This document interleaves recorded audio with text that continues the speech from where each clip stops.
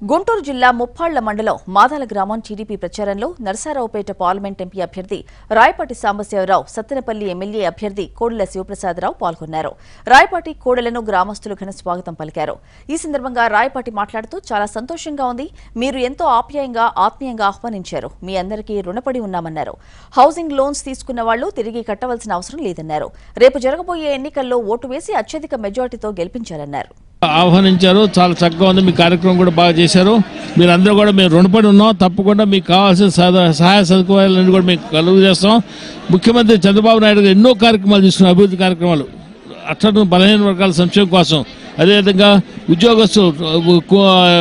తర్వాత ఉద్యోగస్తులకి అన్ఎంప్లాయిడ్ ఉద్యోగస్తులు కూడా వాళ్ళు ఇవ్వటం జరుగుతుంది, నెలకు 2000 రూపాయలు. అదేవిధంగా మరి మహిళలకి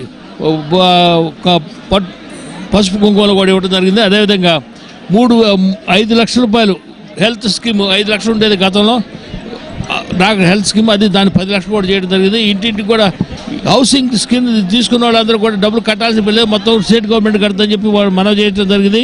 కాబట్టి తథ్యంగా మీరందరూ కూడా ముఖ్యంగా రేపు జరగబోయే ఎన్నికల్లో అసెంబ్లీలకి పెద్దలు పూజలు కోడెల శివప్రసాద్ గారిని, అదేవిధంగా నాకు పార్లమెంటు సభ్యుడిగా నాకు కూడా మీరు మరొకసారి అవకాశం కల్పించాల్సింది, మా ఇద్దరు కూడా అత్యధిక మెజార్టీతో గెలిపించాల్సింది మిమ్మల్ని ప్రార్థిస్తూ నమస్కరిస్తున్నాను.